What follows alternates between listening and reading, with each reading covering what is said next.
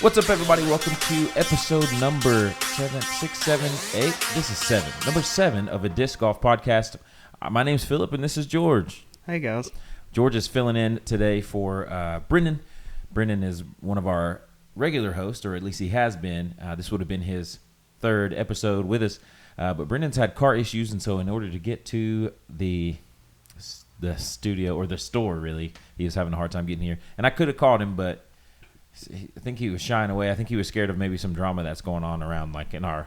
I think he was scared that I might ask him some questions about any kind of drama going on in our community, and he doesn't have any hot takes whatsoever. So, anyway, welcome to this podcast. Disc golf is back. George, you get a chance to watch the All-Star Weekend stuff? I haven't got a chance to watch the All-Star Weekend stuff, like of the entirety of it, but I've seen little clips on YouTube of the highlights and stuff like that.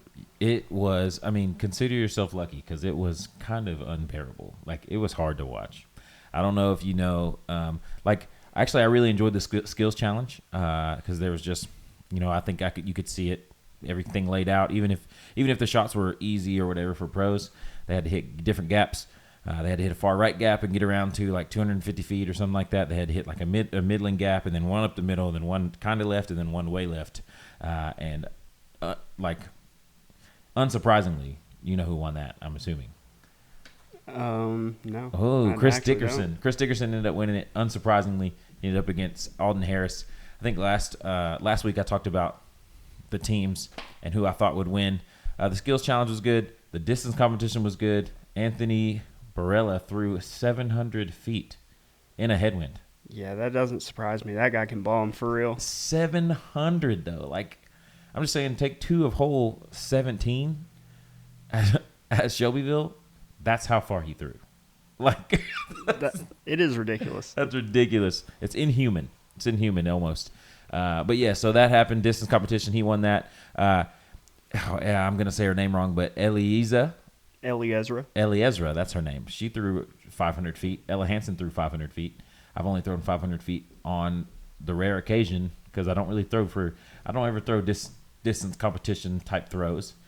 I have done it, but normally I don't play rounds where I need 500 feet, Right. But that makes me go, okay, I need to get out and practice throwing my 500-foot shot. Anyway, every disc you throw sounds like it goes 500 feet.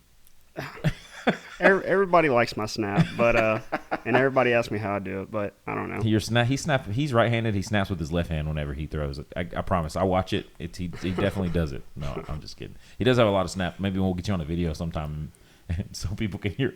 You snap really hard, 200 feet, 400 feet, doesn't matter. The snap is there. Right. Yeah. So that happened. The distance competition happened. The skills challenge. So Eliezer won the women's FPO side of distance.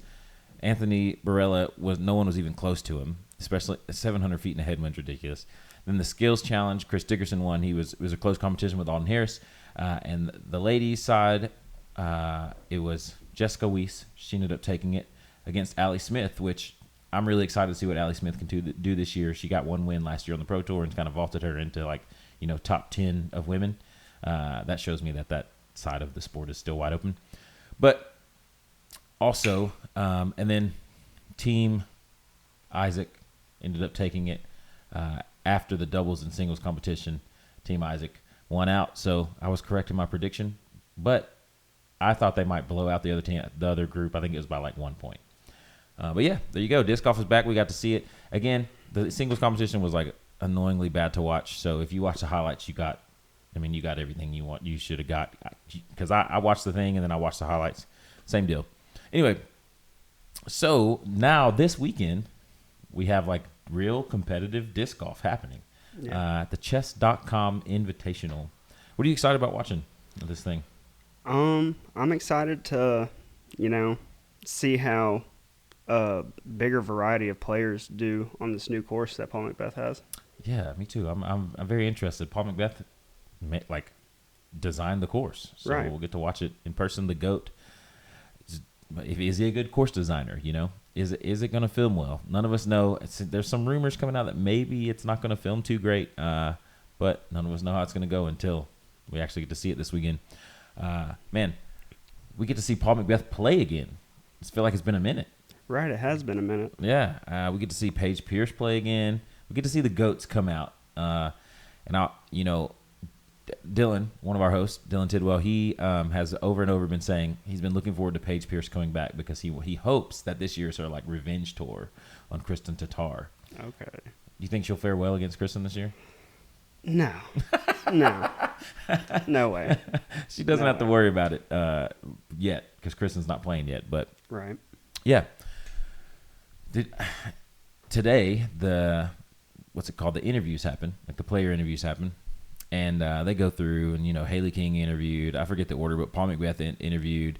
They did the tournament director interview.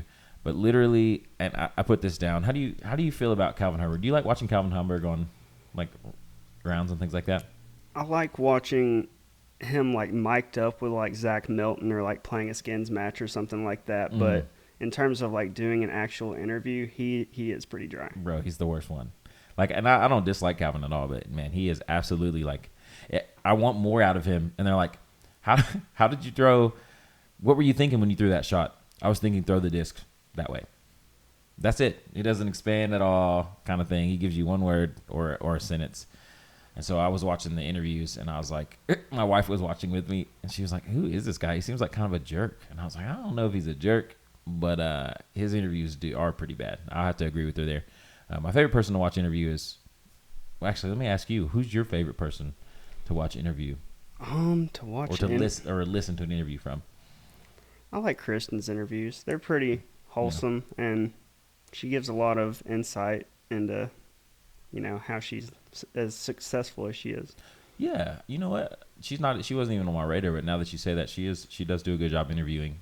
She gives more than just one-word answers, but she expands on her thought process, and also you kind of feel like the emotion in what she's saying, even if she's like has absolutely demolished everybody. She at least gives you some insight on what she was thinking while she was doing it. Right. Even if she didn't even know her score, which has happened, before. Last year, she won on accident a couple times.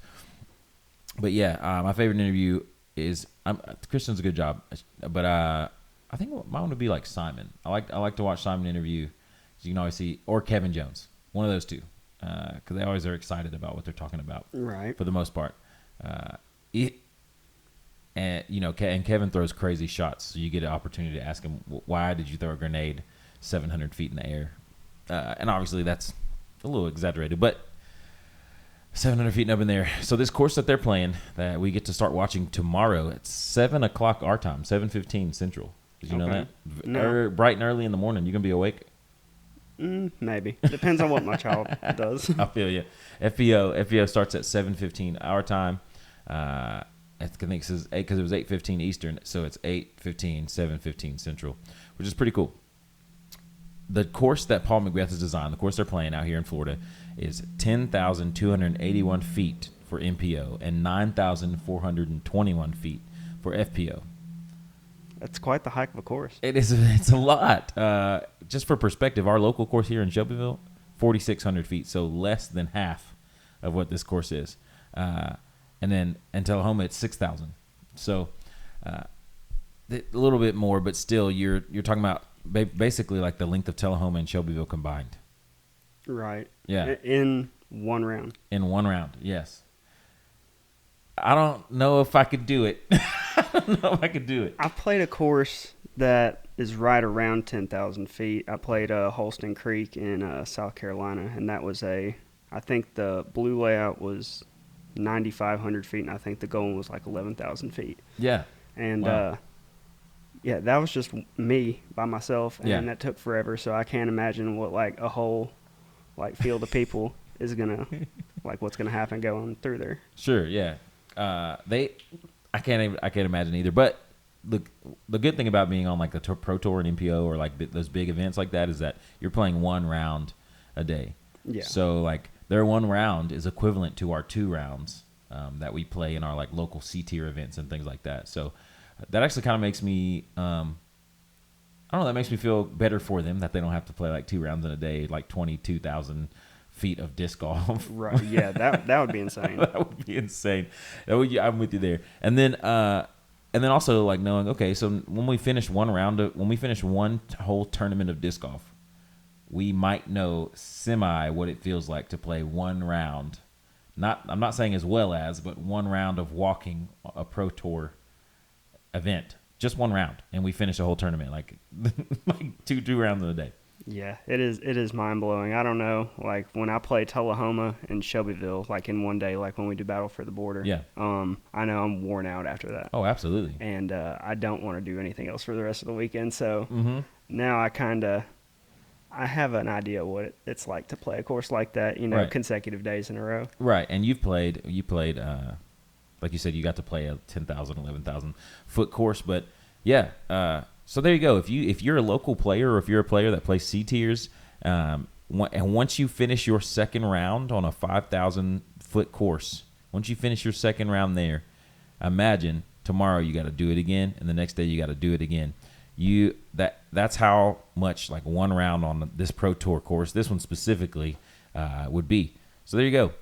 You get an idea of how long it is. The par, I have it pulled up right here. Well, I had the caddy book pulled up. Let's see if I can get it right here.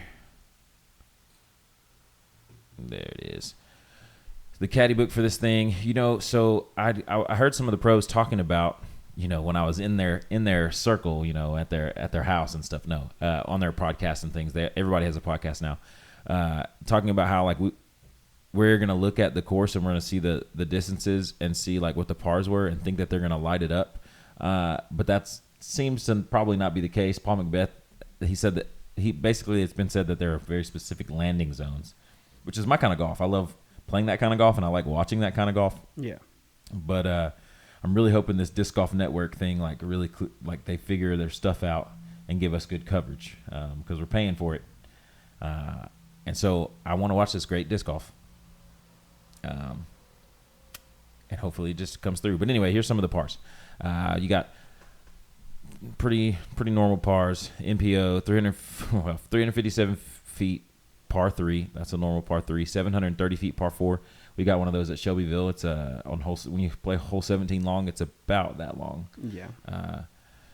531 foot par 4. That sounds like gettable for me. I feel like I could do that. It feels like you could do it. We all could do it. 531 feet. But then we're gonna watch it on live and be like, how in the world are they gonna get this done? It's probably a tight shot. 664 foot par 4. The distances seem like very doable. You know what I'm saying? Those par 4s are not like crazy.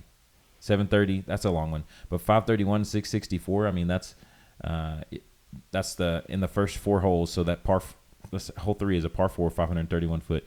You bite off 270 feet twice. That's what it sounds like. Right. I was going to say, I don't feel like these distances and the pars are doing the course justice. We have no clue. We've never seen it. Right. We've never seen this course live. So, like, the numbers right now and the pars make it look like they should be, like, killing this thing. What I do appreciate about when you look at Pro Tour events, though, like, their shortest hole is 341 feet. That's their shortest hole, and that's a par 3. And so I'm interested I just really want to see how this is going to film. We haven't seen this course yet, but it looks like it should be attackable. And this is the kind of course when I'm designing a course, which I don't design lots of courses or whatever, but we've got our little church course. We had 18 holes at one point, and they were pitch and putt holes. And we took that out. We made it 9 holes that were like stretch your distance or hit your gaps. We don't really have a bunch of gaps, but you do have to hit your lines because there's OB to get to the basket and then hit a good putt. These are kind of the courses that we kind of modeled after. We're like, let's get 9 holes, even though it's a little bit wide open. Let's put them close. Let's get some OB out here. Let's get it where the shortest hole is about 300 feet. The shortest hole actually is 250, but it's an island. Anyway, and this is the kind of course that I like to play. I like to watch. So hopefully, we'll get to see some good golf. Right. Some serious, steady golf. It's a huge field out there. Like I said, some of the people coming back are Paul Macbeth and Paige Pierce. Who you got winning this thing? Like, if you had to pick 3 dudes, 3 ladies, who you got? Well, Paul Macbeth, obviously, he was the one who designed the course. Yeah. And I do feel like on a course that he has designed, and I'm sure he's played it plenty, he'll be up there in the top of the crowd. Sure. If I had to pick two more, I'd probably say Isaac Robinson for sure. I feel like whatever the course is going to throw at him, he's going to take care of it. He's got a line for it. He's got a solution for it. He's a world champion. You got to give him some respect. So, yeah, I feel that.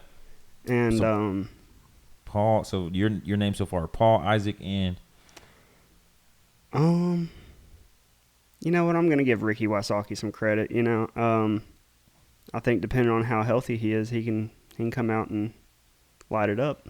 Paul, Isaac, and Ricky. Okay, I'm going to write that down so we can talk about it some other time. Paul? Why? So why Paul, Isaac, and Ricky? I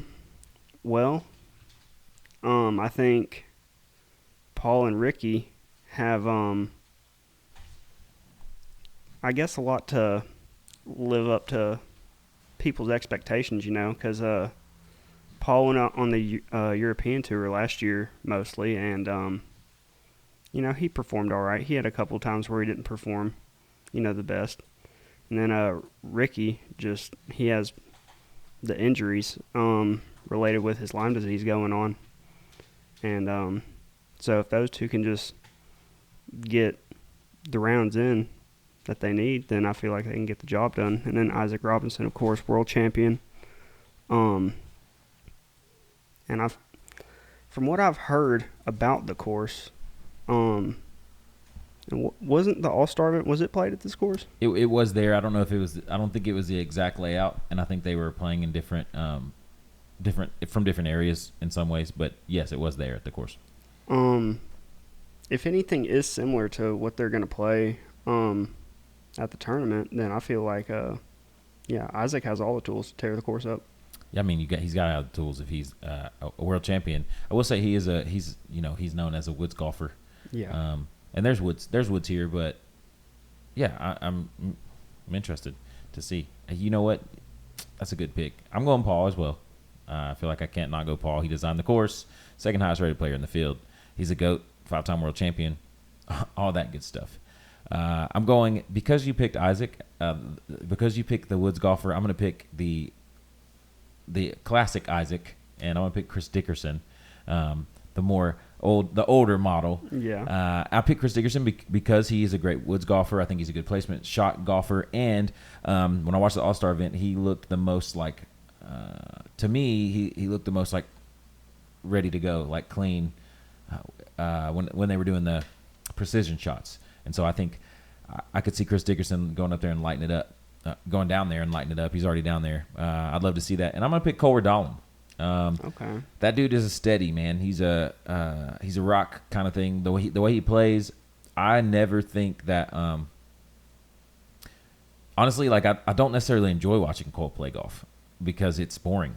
But it sounds like to me this course is the kind of course that you want to be a boring golfer on. You want to put your shot where it needs to go. You want to put your shot where it needs to go. You want to put the putt in. And so, the way that Anthony Caldwell doesn't like me to say, a good buddy of ours doesn't like me to say boring. He likes me to say steady. So Cole is a steady golfer, and I like steady golf. I even like to I like to play steady golf. I even like to watch steady golf. Something about Cole's steady golf, I don't know why I don't necessarily like watching him play it, but he does play steady golf, and so I pick him. And what we're gonna do is, as the season's going, whoever the co-host is or whoever the special guest is, we'll give them, like if it was you and I hosting and then we pulled another special guest in, we would let them pick 3 players as well. Okay. And I'll just keep a score on Philip versus other co-hosts versus special guests and see percentages at the end. So like basically you only score if you get in the top 10, and if you're number 1 you get 10 points. If you're number 10 you get 1 point, and from there. Does that make sense? Yeah. At the end of the season, I'll see if I can beat you guys. You guys, it's Philip versus the field here. I have a plethora of different knowledges, so we'll see how that goes. Do you watch pro disc golf every week whenever season is here? Not the full coverage. I will go Well, like if the first round is live on YouTube, I'll watch the whole first round, and I'll just watch the highlights there. I don't actually pay for coverage. Oh, okay, gotcha. Well, that's the advantage. That's an advantage I have coming from a guy who owns a store. I gotta have coverage option. Like tomorrow when I'm sitting at the shop waiting on people to come by, I will be sitting in here watching pro disc golf coverage. Right. For fun. My wife was watching the interviews earlier today. Anyway, so I'll be texting you spoilers the whole time. This is what just happened, bro. You're missing it. Do you ever play fantasy disc golf? So since we're scoring, I haven't, but I'm interested to know more about it. Oh, you never played? No. It's different. I'll give you that. I have been in a league like every year for the last 5 years. People like to invite me to their leagues, and it's not my favorite fantasy sports game. But there are different things that kind of go along with it. It's on Skip Ace. I guess it's a free ad for Skip Ace right now, but it's on Skip Ace, and basically it's like you pick for each week. You pick a certain amount of players. You get like a certain amount of like rating points. So you have like 6,000 points that you can spend on players, basically. So okay. So like if you have 6,000 points, and we had to, I think in this league we picked 4 males and 4 MPO and 2 FPO with 6,000 points. So by the time you get through picking your MPO, you probably have used over or close to 1,100 points, or 11,000. What am I saying? Not 1,100. 1, 2, 3, 4, 5, 6, like over 5,000 of your rating points. Oh, and so then you're like, oh crap, now I don't have enough to pick any ladies. So then you have to go back and kind of scroll through and pick some people. Anyway, Cole Redollin's on my list there, and so is Paul Macbeth. I just went ahead and put him in there. I was like, well, if I'm gonna pick these guys, that's what I'm gonna do. And Chris Dickerson. And then I picked a random person down the list. No, I didn't pick. I picked Alden Harris down the list. Since he's a local, hopefully he gets me some points. He should have won Rookie of the Year. Whatever. So you should definitely try it out sometime. That's one of the ways. There's also a Survivor League, basically like where you get, if you have 20 people in your league, you can say like 2 people get eliminated per week, and you pick one person kind of thing. You all go down and pick. You can't all pick the same person. And whoever finishes the worst in the tournament, that person gets kicked out of the league until there's one person standing, kind of thing. Oh, okay. So there's different ways to do it. Whoever was creative enough to come up with a way to play fantasy disc golf, Skip Ace, good for you. My problem is I never keep up with it. Have you ever played fantasy sports before? I played fantasy football a few seasons. I wasn't the biggest fan of it, but I might get back into it next year. Yeah, okay. Fantasy football is kind of easy to keep up with if you watch football every week. Fantasy basketball, have you ever tried that? No. Oh my goodness, it's ridiculous. There's so many stats, there's so many players you got to keep up with. There's games every day, kind of thing. Same thing with fantasy baseball. There's like games every day, so you have to set your lineup every day. Fantasy football is you set your lineup every week, and you played it, so it's like, all right, I can do it weekly. I can keep up with that. I don't want to look at it every day. Right. Whereas, what is it called? This fantasy disc golf, you can do it weekly, but it's like trying to remember it is something, and there's not really an app. It's like a website, and so it's not convenient. But I'm gonna try my best, people in our fantasy league, to keep up with it. Anyway, you should give it a try sometime. I guess technically you got like 10 hours before the disc golf season starts, where you could hop on a fantasy league and give it a shot. So we're gonna jump into some fun topics this evening, but before we do, I want a quick quick ad read from your boys at Goodline Disc Golf, which is just me. If you are interested in picking up disc from a local retailer, and you are local to the lower Middle Tennessee area, check out Goodline Disc Golf, goodlinediscgolf.com. You can come in store. We have store hours Wednesday, Thursday, Friday, and Saturday. And then if we're not open on Saturday, what that means is we're at a tournament vending somewhere. We also, if you want to give us a follow if you want to subscribe to us on YouTube and give us a follow on Facebook, really all you have to do is subscribe to us on YouTube, and you'll be entered in to win a disc golf disc. This is a Eagle Envy, the Rebirth Envy. We've got some left in stock, but I've got one put behind for when we finally get to, our goal is 500 subscribers. So if you know someone who should subscribe to our channel, our podcast, all these things, any of those things on YouTube, definitely point them in our direction, and they will be entered into win the Eagle Envy. And there's also going to be a second winner that gets a pair of Simon Lizotte Pixels, a mold that just came out.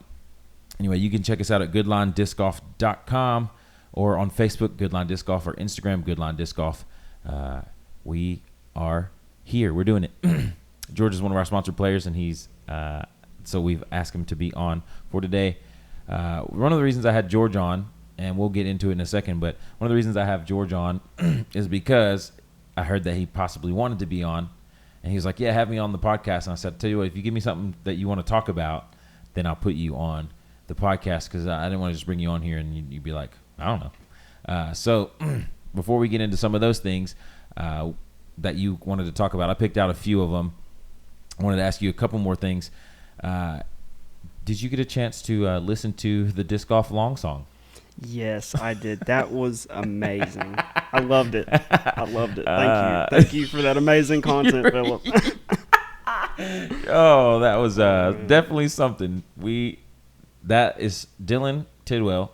That's his fault. We were playing disc golf, and we walked up to a hole, and I was like, we're playing short or long, and I think we all decided long, and he was like, long, long, long, long. And I was like, dude, I'm making that. Oh, no. And he was like, nah. Well, no, he didn't say no. He said, do it. And I was like, I will. And I don't know if he believed me or not. We talked about it several times. I think he believed me because he knows I do that kind of stuff. My day job is I'm a worship pastor, and I do music like for a living. And so that's not the only thing I do, but it's part of what I do. And so I think he believed me, but I was like, I'm definitely making it.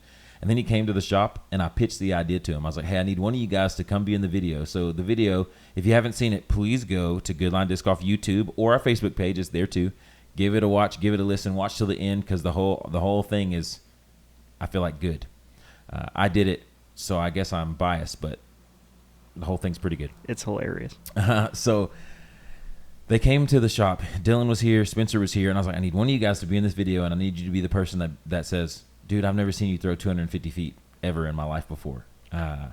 And, they said, yeah, I'll do it. But, I couldn't necessarily nail them down on a time, and I didn't try my hardest. And I was sitting at home. My wife was at the dentist, and I had already recorded the song. Like, I had the song ready to go. But I didn't want to put it out without the video, because I didn't want anyone to think I was serious. Like, I didn't want someone to be like, listen to the audio and be like, wow, Philip really is full of himself. Yeah. I wanted, because I definitely can't throw 500 feet on like normal. I can like occasionally, but that's not something I do very often. I have it in me, but it's not something I do just to do it. Right. So anyway, all that being said, is I didn't want people to think I was serious by putting out that song and being like, wow, Philip really likes himself. So I was like, I got to do a video. And my wife and my kids, all of them but one, were at either school or the dentist. And I was sitting at home, and I was like, today's the day. We're making this video. So me and my youngest son went out there, and yeah. So you watched the video, right? Yes. At the very beginning, when I threw that disc, and he goes, wow, that was far. I had no clue he was going to say that. And yeah. It didn't even go that far. It was a bad throw. But yeah, it was fun. It was a lot of fun to do. There were people out on the course, by the way. There were definitely people there. And I was like, they're going to think I'm crazy. Because I didn't care. So go check it out if you haven't seen the Disc Golf Long Song. There I've described it to you. It's a parody song, but it's about disc golf, and it's a blast, okay? I've listened to it a lot. I've had it stuck in my head. Usually I don't like my own work like that, but this one was fun, so I've listened to it quite a few times. So go check it out. Anyway, so there is a lot of times I go when I'm getting ready for the show, I go to Disc Golf Reddit, and I look around and see kind of what's going on in the world of disc golf. And this question has actually come up a lot before. I've heard a lot of people talking about this, but I'm going to read this excerpt from Chris Cocoa Puffs on Reddit, Disc Golf Reddit, and I kind of want your take on it, but I'm going to read this. He says this: playing in a tournament in March in the MA3 division, and I noticed there's a player that is 890 rated playing in the same division as I am. Now, if you look at the ratings for MA2, a significant amount of them are around 870 to 910 rated. Then you look at MA3, and most of us are under 860, averaging around 835. Is it fair that the one guy who is 890 rated is playing with people that are 30 to 90 ratings lower? If you look at the PDGA guidelines, it says anyone under 900 rating can play in MA3, but this was made years ago when PDGA didn't even have half as many members as they do now. Do you agree that it should be time to reevaluate the rating criteria for different divisions and make tournaments a bit more fair and competitive? I, for one, am tired of seeing these types of people win the division by 5+ strokes. What do you think, George?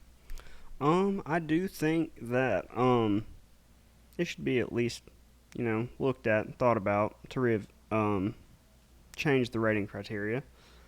I don't think it would be by much if they did change it, but it would be, enough to be a distinguishable amount to where, like he's saying, this 890 rated guy would be playing MA2 with the rest of the guys who were, normally playing MA2.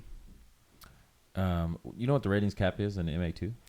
935. Yeah, it's 935. So that 890 guy, if he was playing in MA2, would be playing against people who are 930. Right. Do you think that guy would still feel the same? I'm assuming that guy would probably still feel the same, and that's why he's playing in MA3 because that's where the ratings say play. Let's look at the rating kind of separators because I haven't really looked at this in a while. I've kind of just been playing. I looked at it last year a little bit when I was under 935 and I was playing far away, and I was like, I might go play MA2 and try to get a win, and sometimes I did. MA4, this is for first time. Tournament players should begin. An amateur 4 player will usually rely on a single type of throw, forehand, backhand, overhand. Amateur 4 players are learning to create different shot shapes with the disc, but consistent in how their disc fly for them. They may be consistent with putting beyond 4 to 5 meters, which is 15 feet. Chasing their best throws may result in compounded errors and high scores on some holes. I'm looking for the ratings number. Is that here? Division eligibility. So what's the cap on MA4? Do you know? MA4 is lower than 850. MA3 is lower than 900, and MA2 is lower than 935. Okay, so MA2 is 935 to 900. Yeah. MA3 is under 900, so 899 to 850. Yeah. And then it's 850 and under for MA4. Yeah. Okay. So is 850 low enough for MA4, do you think? No, I don't think so. I think for MA4 it should probably be closer to 830, 835-ish. And like I said, that's not much, but it's a distinguishable amount. Sure. We're definitely biased to we're going to be biased to our area, I think, a little bit, because that's what we see. And I think you and I both go farther away and play. So I think there's valid. I think we probably have some valid insight. And I run tournaments a lot, and you're starting to run more events. And I agree with you. I think 825, 830 is probably a good novice place. Because if you're higher rated than that and it's your first tournament, like if you play better than that and it's your first tournament, that's fine if it's your first tournament. But you go out there and you shoot 860 and you're like, okay, I moved to MA3. Here's where we start running into issues, though. So where do you think the ratings cap for MA3 should be? I don't think it should be 900. I think it should definitely be lower. Because, we experience a lot of baggers, I guess, as you could say, in MA3. So I would say, honestly, I think somebody like Chase Matthews, he's around 880 something rated. Okay. I'd say that's the top of an MA3 player. Okay. Yeah. So you say, I would, when I was thinking about numbers, I was thinking, anyone under 900 can probably still play MA3. But then I don't know. I think Chase, I know him, and I've seen him shoot stupid good randomly. I'm gonna tell a story about Chase, and I hope he watches this. The first time I met Chase, it was during COVID. or right around COVID, and we were having this. I don't know if you played in this not tournament we played. Did you play this? So basically, like if you signed up for this event, like it wasn't an event. That's how we got away with it. It was like $10, and you play, and you had to match whoever was on your bracket. You had to get a hold of them and find a day that you guys could both play. And you go play, and you report the winner to the person who was running the tournament. It was a way to not gather, but play like not it wasn't match play, but to play tournament style disc golf. And so, but not tournament, like bracket style disc golf. Right. So anyway, we do that, and Chase, I'm telling you, this dude is knocking down like every putt. We had to both shoot really close to double digits that day, if not double digits, because I remember going back and counting through, and I was like, dude, I think we shot 11, 12 down. And so like he's hitting putts like left and right. I don't feel like I'm hitting putts, but I'm getting off the tee pretty good, so I'm able to kind of just drop things in. And we talk about this a lot because that day I beat him by one stroke, and the one stroke that we kind of look back to as like a ridiculous thing that happened was I was probably 50 feet away. I was in circle 2 on hole 8, which is a pretty short hole, 250 feet. Kind of like a local backhand turnover or a very straight pushing forehand that dies right a little bit. And I go probably 50 feet past, and I'm like all in the trees back there. And he's not very close. I don't remember if he got a birdie or par. No, he got a par. He's not very close. So he does run at it. I think he hits the basket, lands. My 50 feet away, I'm like having to go around trees, and I'm trying to find a good position. I can't find one. So I turbo putted. Like I turbo putted like and weaved it around some trees, and it went in. And he was like, "What?" You know how Chase is. He's super loud. Yeah. I can't repeat what he said. Yeah. So we had this crazy round, both of us together, and I was like, "This dude is so good." And he's still good. Don't get me wrong. But that day, like he played out of his mind. Anyway, so a guy like that, he would. To me, that guy is very likely to win MA3 every time. Right. And so I think it's hard to say whether he's on the edge or if he's on, or that would probably put him in the middle of MA2. That's what ends up happening. Anyway, so yeah, I understand. It's hard to like give a number after that because I really think novice should be lower. But if you lower novice, MA3's range is huge, you know? Yeah, so I feel like you have to lower that number to like, what would it be, like 875, 880? I mean, I guess so, yeah. I mean, if you lower, or you add another division, you add like an MA5, but that's, yeah. I think that's too much going on. I think maybe you, what if you kept the numbers the same in MA4? If you kept the numbers the same in MA4 and maybe even rose MA4, this is crazy by 5 or 10 points. And then just the criteria for MA4 be you can never, like, once you play 5 tournaments, you can't play MA4 anymore. I think that'd be reasonable. I mean, it would work. And then you push everybody into MA3. Which honestly, if you're playing and you can play MA3, you can play in higher divisions, like, do that. Because I'm not saying for MPO, MA1, all that stuff, but I'm saying like in that area, MA3, don't play MA4 if you played a bunch of tournaments. You know what I'm saying? Right. This may be a hot take, but don't play MA4 if you played 5 tournaments and you've won 4 of them. Don't do it. Because there's, like, in MA3, you will create a bigger field, which will provide more payout for you if you win or if you get up there, kind of thing. Instead of playing these 5 guys in the novice division and winning and then getting a worse payout, you could still get in the middle area and get a better payout than you would have got if you won novice. So move out of novice if you have won if you played a bunch, like 5 novice events and you won 4 of them. I'm talking to you. Love you, bro. But I love you too. But you're talking to me. I played a ton in novice. But you don't play there anymore. No, you moved up. Don't, yeah. Did you win more than 5 in novice? Yeah, I think I won 5 in novice, 1 in MA3, and now 1 in MA2. So you didn't win more than 5. No, I don't think I won. Okay, all right. I was gonna kick you out if you won if you won more than 5. But yeah, so whatever that is, I don't know. I think you can move it down. But this guy, what did he specifically is saying that he is what? What is his rating? He said he doesn't. He doesn't say his rating. He says that the player that is playing in MA3 is 890 rated. But if you look at MA2, a significant amount of them are around 870 to 910. Honestly, those 870 dudes need to play MA3. And this dude who's 835 or lower rated, if he's never won an MA4, go play it. Right. You know? I agree. Like, if you've won some, that's one thing. But if he's low enough rated to play MA4, go do it. Unless you're local to the area or whatever. I mean, like, there are extenuating circumstances. Like, personally, I was an MA2 player playing MA1 here for a long time, just because I play the course every day. I'm local. I wanted to encourage new people to come play the events, and I didn't want them to look at me and go, he's sandbagging to win every time, you know? Yeah. I play MPO now not because I am an MPO player, because I don't need plastic. I'm usually the one providing the plastic, you know? Yep. So anyway, sorry, we're talking about these divisions, but ratings don't really tell the whole story of divisions.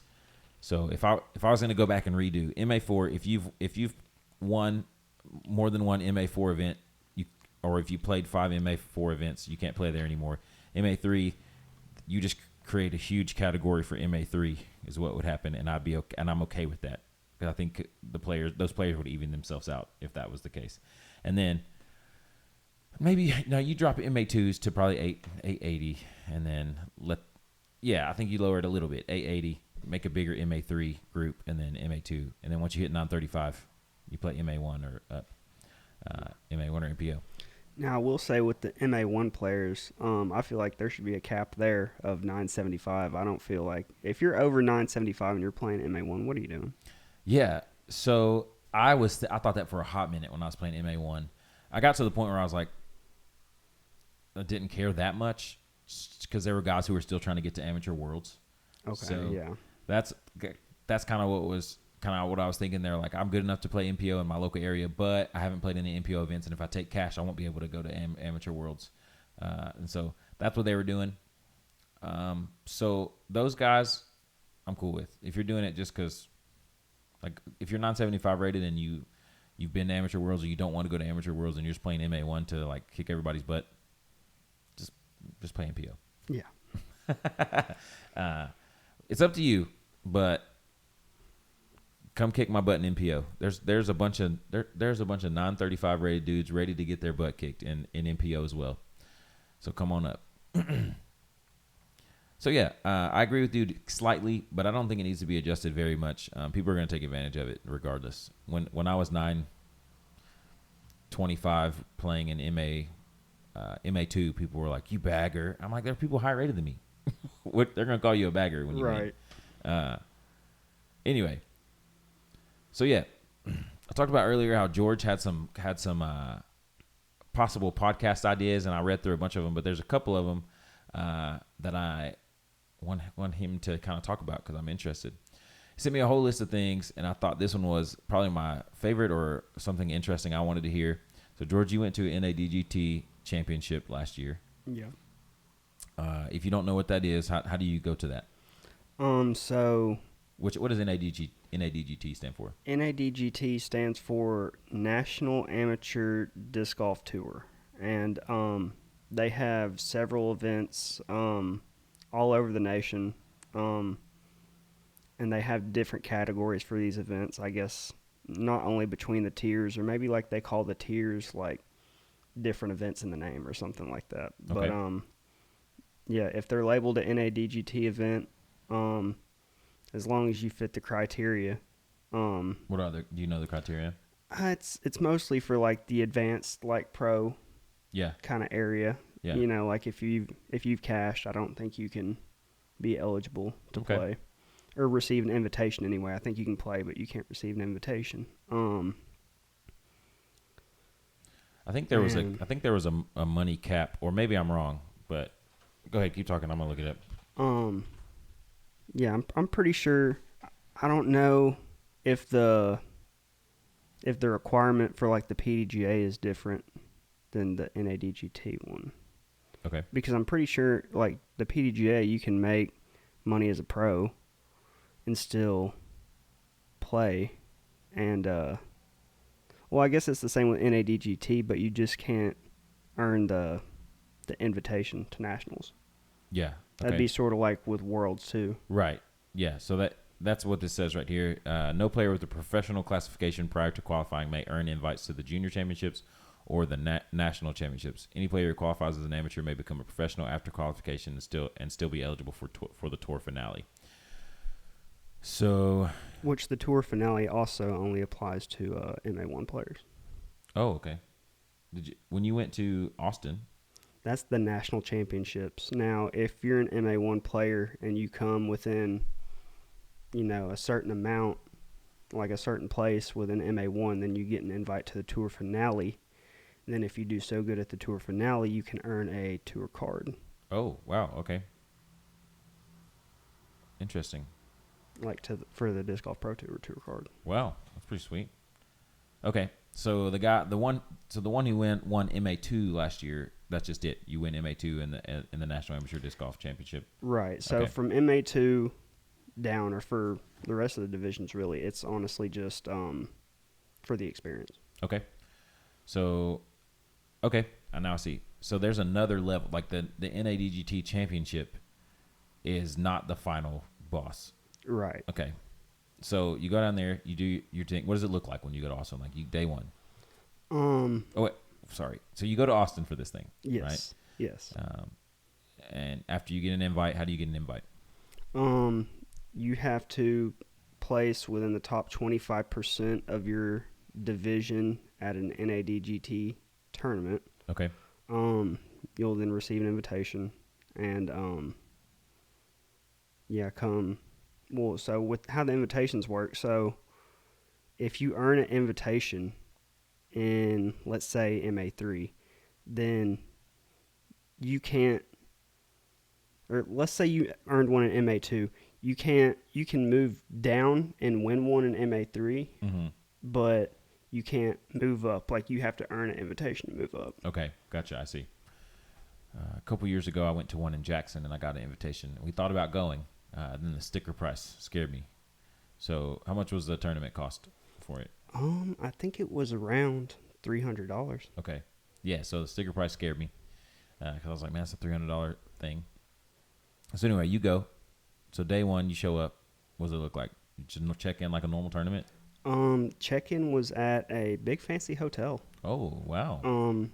In like downtown Austin. And it was cool. They had like their own little room where they like displayed the trophies, and then had like basically the setup where you just go in line and pick up your big old players pack. There was a ton of stuff, like several discs, Maybe a jersey, little like trinkets, pins, hats, bottles, all kind of stuff. Okay, gotcha. So you go and the trophies were insane. They were amazing. Okay, I have to look it up. I haven't seen them. So that happens. You go, you pick up all your stuff, and did you do like early check-in? Yeah. Okay. It's like early check-in. Gotcha.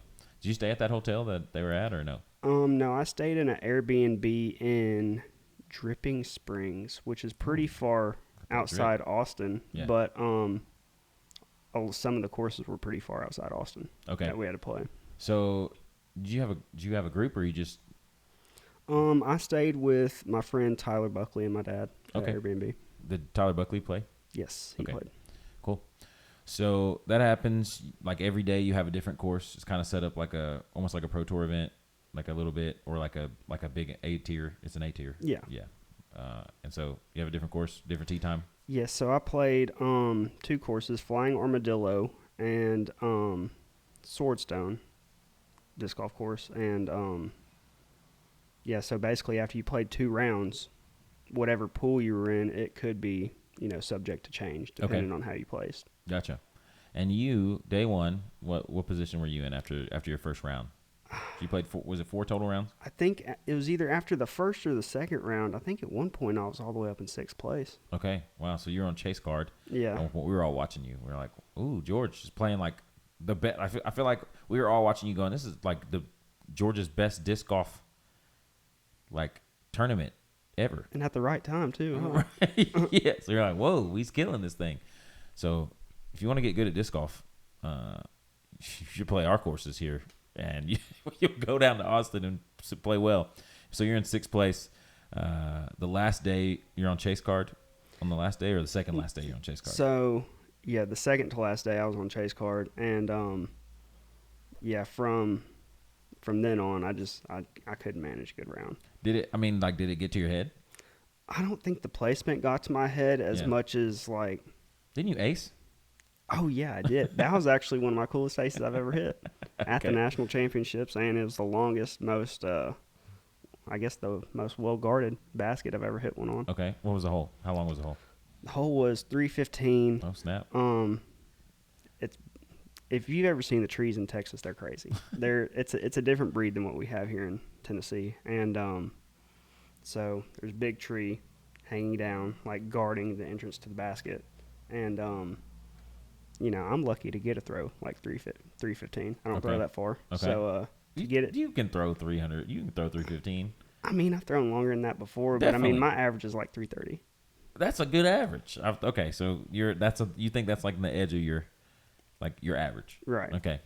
And to throw that far, that perfect punch through the gap and everything, and hit the ace, I thought that was pretty cool. At the biggest tournament I've arguably played in my life. Yeah. So you're up in 6th place. You've got your ace. I mean, you're killing this thing. The next day, you just can't put it around. You can't string it together, huh? Yeah. No. A lot of the trees at both courses, they like to grab your disc and not give them back. Oh, okay. And specifically at Flying Armadillo, the trees are like really low and like really grabby, so there will be a lot of times where you want to go over them, and you don't realize that the wind is at least 20 miles per hour faster up there than it is on the ground level. No, you sure? Yeah. And it was a crazy experience. It was a way different disc golf than we have here. So yeah, it was unique for sure.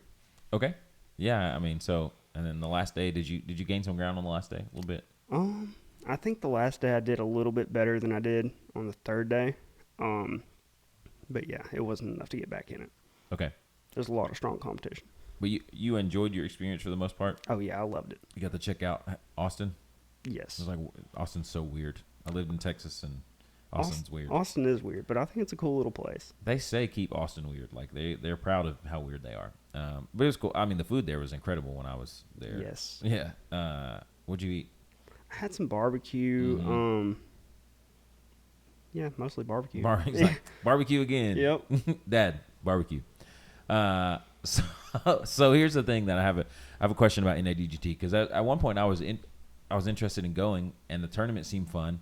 It's a big tournament. Like, it's not necessarily like, so I was still pretty like new to the tournament scene when I got that invite. Okay. Not super new, but pretty new. And I never signed up for an A tier, and I'd never done. I think the biggest tournament I did was like a B tier, and it was like $75 to play. And so when the $250 entry fee popped up, I was like, "There's no way, I'm not doing that." Like, I get it. So there are A tiers. A tiers they're more expensive. Like, and I've since then I've played in $100 A tier, $200 A tier kind of thing in amateur. So here's my question, and I've heard this critique about the NADGT.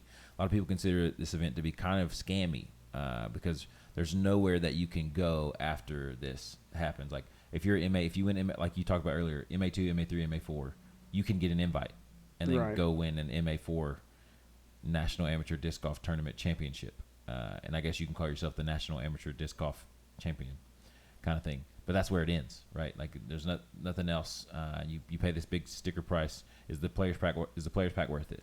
Yes, the players pack is worth it. Okay. We got a very nice disc golf bag, several discs, canteen, several little trinkets. There was a lot of stuff in there. Okay. I can't even remember all the stuff. And was there payout for this event? No, I don't think so. Okay. So, yeah. I think as a tournament director, when I wasn't a tournament director back then either. Like, I hadn't ran a tournament yet, and I thought, I was reading some things. I thought it's kind of scammy, and then now, because like it's kind of scammy, like maybe tricking people into thinking that they might be able to tour after they win their championship. And if you win an MA4 championship, that's not the case. If you win an MA2 championship, that's not the case. MA1, that's possibly the case. Yes. And so I didn't know that then. I didn't even know that until just now, because I was just going to let you tell me about all the things about it. So that's good to know. That makes it less scammy. If you don't know about NADGT and you're learning about it for the first time here, that's cool. Because that in my head, that's like, okay, there's some real incentives there to playing in those events and to playing MA1 in that event, and possibly like moving you into the next phase of it's almost like a world's like away, like winning a world championship. But amateur world championship guarantees your tour card for the next year, right? Yeah, and I guess like for divisions that aren't, advanced or like FA1 or anything like that, it's just like anything else. You go to have the experience, and sure. If you win or even if you just place well, gain notoriety. Yeah. It's another good thing on your resume. Yeah. Going forward. Okay. I think if you're MA2 or under and you're going to NADGT, I think you look at it like an A tier in Texas that you want to play. Right. And then like there's a little bit of prestige for it because it's an invite only tournament. But they're going to fill that tournament regardless. Like if you turn your invite down, the next person on the list is going to get an invite. Yeah, for sure. So I think you look at it like this big awesome tournament that you want to play. You should feel honored that you placed high enough in another tournament to get the invite. So I think all that's good. I think don't look at it like, and I'm not saying you, I'm just saying like for anyone watching or thinking about going, I think you go and you have a good time and you enjoy it. I think that you don't look at it like this is the next step to my career until you're doing it in MA1. Right. Does that make sense? Yep. Like up until then, it's like giving you confidence. It's like getting your feet wet kind of thing. And then when you do it in MA1 and you do take that next step, and like where you do get the invite to go to the finale, I think that's where there is a next step in your career possibility. Right. So it's not a scam. I've actually talked to people out loud who thought it was kind of a scam kind of thing. So I don't think it's a scam. Yeah, I don't either. If you look at it like it's just an A tier, it's not. I agree. All right. Sweet. They gave me a lot of insight on that. I'm not going to lie. So you got speaking of Worlds, you got an invite to Am Worlds this year. I did. Are you going?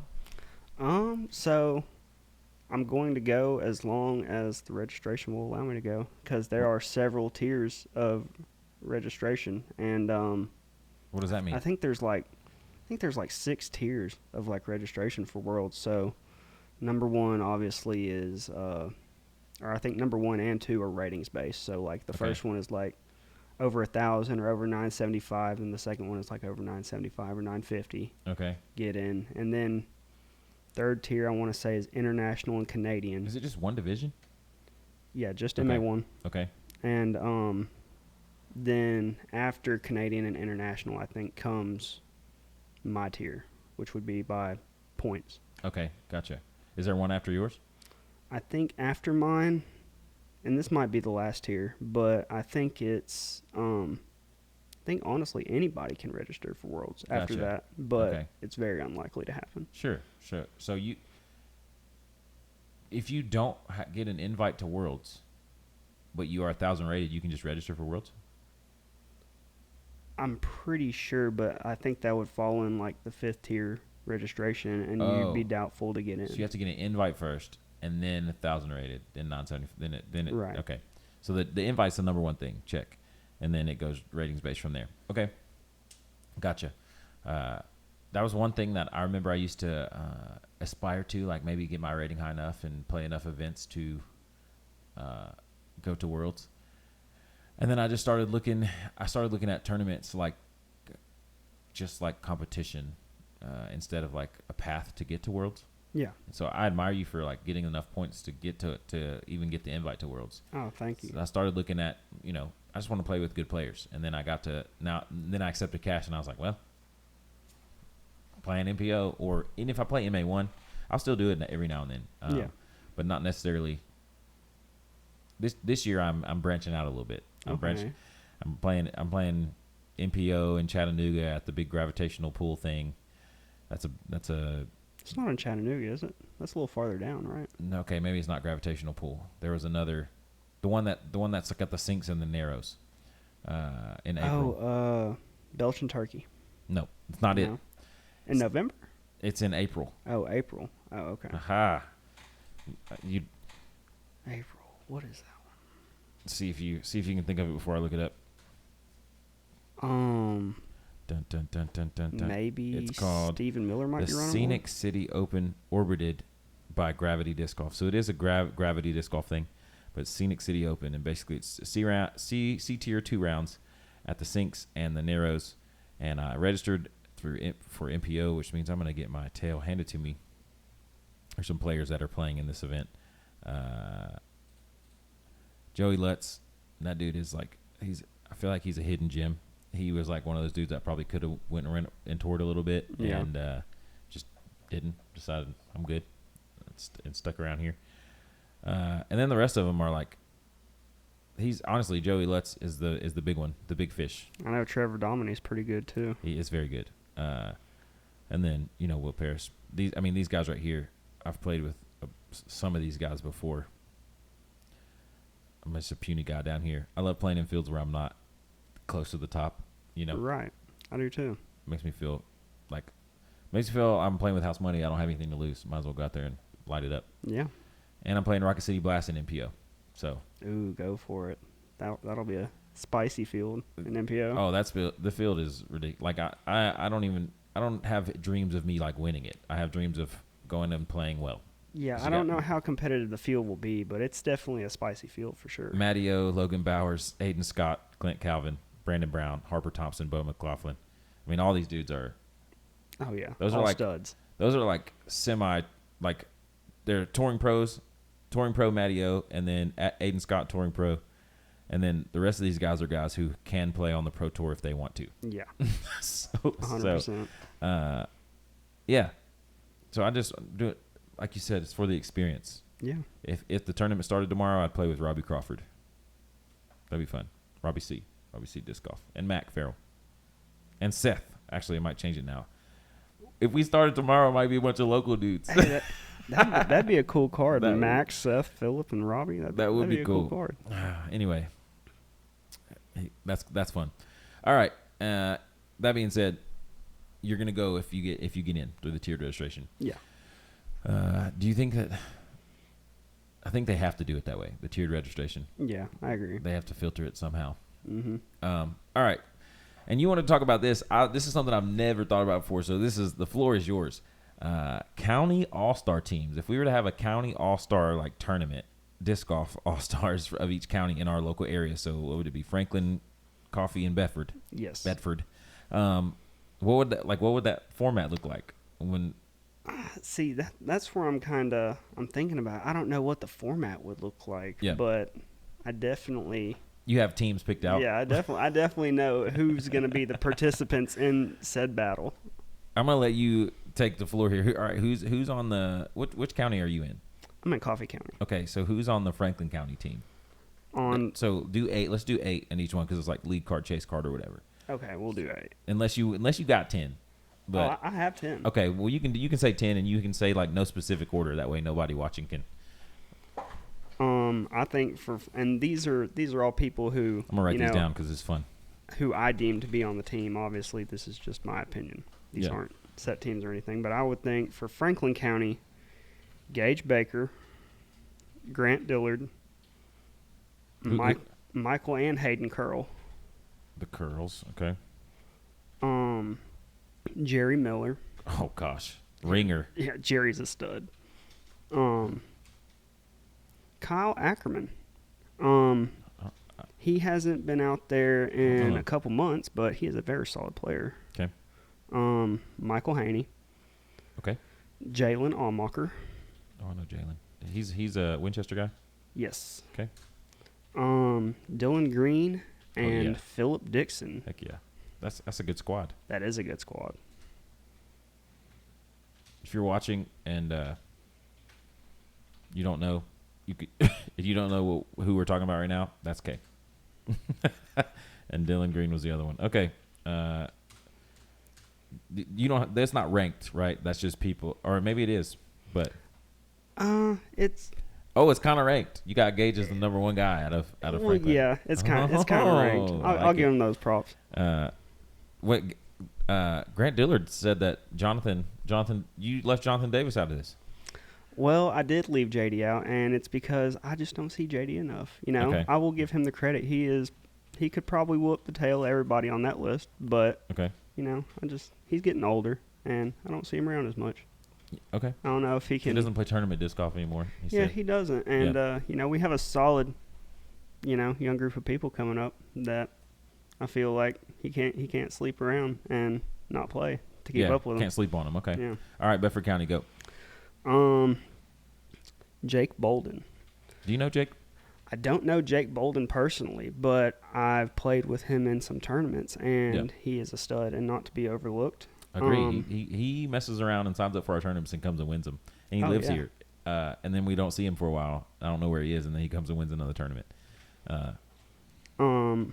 Philip Gant, yourself. Appreciate it, bro. Seth Drain. Oh, yeah. Good boy. Trevor Morrow. Trevor, sneaky pick. Michael Wolf. That's a sneaky pick. A lot of people will overlook Michael Wolf, and Michael is a stud day in and day out on the course. You come to Shelbyville, he'll mess you up on the HV. That's his course. Justin Merlot. Oh, he is Bedford County. Yeah, if we could keep him on the course a little bit more. Yeah. Yeah. Great pick. Anthony Caldwell. Oh, Caldwell. And Rooster Cooper, of course. Rooster Cooper. They're good bantering with each other on the course. Yeah. I like to hear their banter. Hunter Siebers. Hunter on a good day will get you. Yeah, for sure. Well, I feel like any of these guys, on a good day are going to get you. Yeah. I mean, Chase Matthews. I'm gonna just because I'm a Bedford County guy, I would put my boy Micah Thompson on the list, even though we don't see him as much. Technically, if he had a rating right now, he'd be the highest rated player. Yep, I saw that. But all right, I misspelled my own county. All right, and then one your county, Coffee County. This county, honestly, I feel like has the most spread out team. I feel like the top of this team is really good, and then it's top loaded. Yeah, it's top loaded. Yeah, and if Jeff wouldn't have moved to Tullahoma from here, then we'd have him on our squad. Like, honestly, I kind of feel wrong putting myself on the team. Like, just because to keep up with the skill level of the other teams. Honestly, George Watson. Okay. Chase Farler. Oh, Farler. Yeah. Jeff Castellina. Spencer Brown. Got a squad already. Matt Barnes. James Mays. Matt Barnes will beat you down and then tell you he's sorry. Oh yeah, and make you feel good about yourself. You're like, thank you, man. Thank you for beating me. Yeah, Matt's so sweet as he's crushing a 400-foot forehand. Yes. Did I say James Mays? Yes, I saw James. Okay. Will Street. When this man can find a putter that he likes and he can stick with, he is dangerous. Yeah, Will went on this. He went on a streak, towards the end of last year, where he won 2 or 3 in a row. Beat me, and I was beat me twice, and I was like, man, this dude he's serious. I'm not saying when I say beat me, I say he surprised me, I wasn't expecting it, and I was like, oh man, he's good. Really well, I mean, you're a high-rated player, and you're arguably one of the best, around here. Appreciate you, bro. Jeff. Okay, wait. Okay, George, Chase, Jeff Brown, not Jeff, Spencer. Where are we at? Matt, James, Will. Alex Arroyo. He's moved out to Tullahoma. I forgot about that. Yeah, he used to be a Shelbyville guy, but he's out in Tullahoma. Man, y'all got some of our guys over there. He's got a unique skill set too. Alex does. That's a good way to put that. Left hand forehand, right hand. Left hand backhand, right hand forehand. Right. Dylan Tidwell. Can't forget old Tidwell.